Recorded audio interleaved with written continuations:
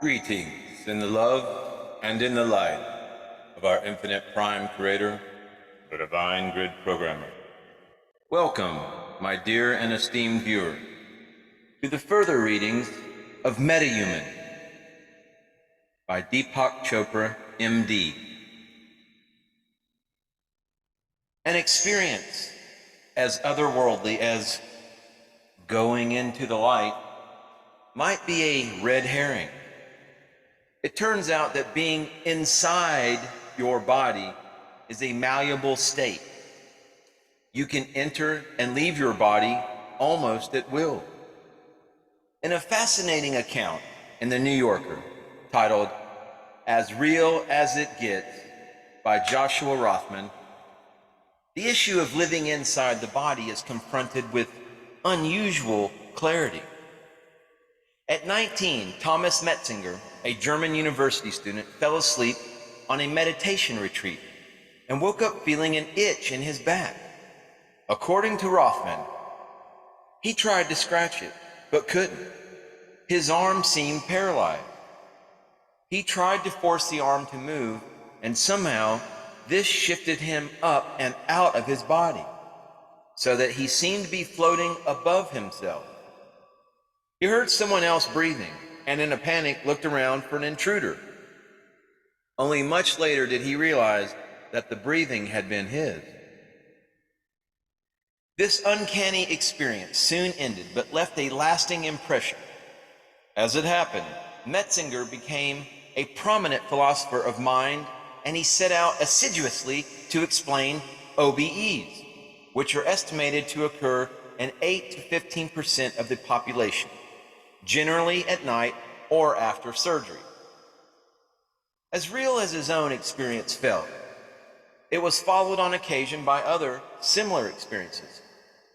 Metzinger discovered its limitations. He couldn't flick the light switch, for example, or fly out the window to visit his girlfriend.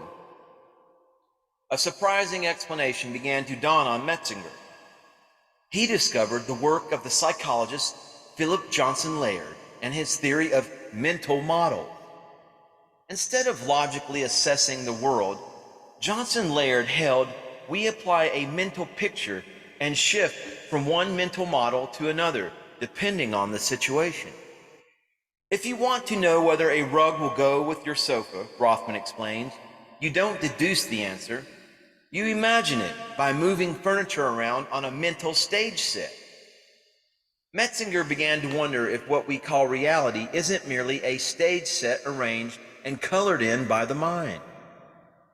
This was a key insight, and confirmation came by chance when he was contacted by a Swiss neuroscientist, Olaf Blank, who had artificially induced OBEs in his patients.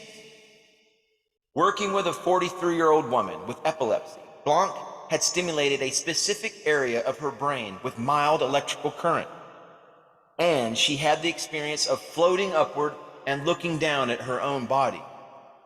This illusion had many variations that could be deliberately brought on. Rothman's New Yorker article explains, stimulating another location in the brain created the impression of a doppelganger standing across the room. Stimulating a third created the sense of a presence, the feeling that someone was hovering nearby, just out of sight. Metzinger found this research hard to interpret because he was committed as a philosopher to tracing experience back to the mind, rather than taking the usual scientific approach that all mental events are the products of a physical activity in the brain. But he eventually reached a conclusion consistent with the notion of mental models. Something like a radical breakthrough occurred. Rothman continues, "It isn't just that we live inside a model of the external world," Metzinger wrote. "We also live inside models of our own bodies, minds, and selves. These self-models don't always reflect reality, and they can be adjusted in illogical ways. They can, for example, portray a self that exists outside the body, an OBE. This is a fruitful way to explain why living inside the body feels so convincing. We need it for stability and safety, to feel grounded inside our personal shelter. There are other ways to induce an OBE, such as using the drug ketamine, which has mind-altering properties. Virtual reality simulation is perhaps the most effective, however. For example, with a specific virtual reality setup, Metzinger saw his own body standing in front of him with its back to him. This was done by placing a camera behind him and transmitting the image to the virtual reality headset. If someone scratched Metzinger's back, he felt the sensation happening to the body he saw in front of him, an eerie, distorting feeling.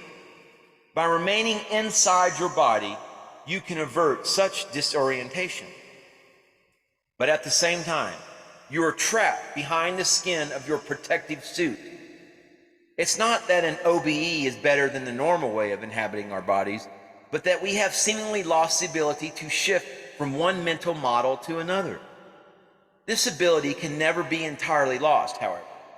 In a variety of ways, dreaming, fantasizing, denial, willful blindness, and more, we turn our backs on the simulation we have agreed to accept most of the time. Virtual reality in any guise, drug-induced, electrically stimulated, or caused by happenstance, creates images. The fact that the images come in 3D as created by the brain or by virtual reality equipment doesn't make them real. Your personal self-model has been painstakingly constructed out of images from the past stored in your memory. These artifacts of old experiences feel like you. It's not hard to revisit the times in your life when you made major additions to your self-model.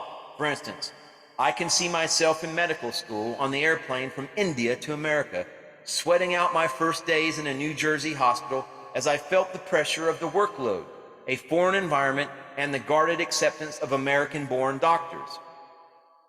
These images pass through the mind as if they were happening all over again, but they aren't. Self-models are shared at some levels, but not others.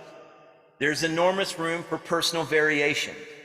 You and I can spend a day together seeing the same sights, eating the same food, interacting with the same people.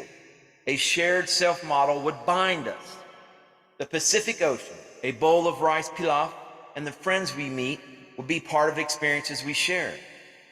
But your self-model will absorb and reject, interpret and forget, hold on to and let go of the day in an entirely unique way.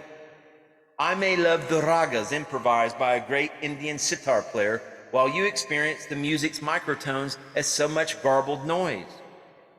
If our spouses join us at the table, you and I will be attached to different people with different relationship histories. And so it goes, moment by moment, as the self-model processes every life experience according to its own design.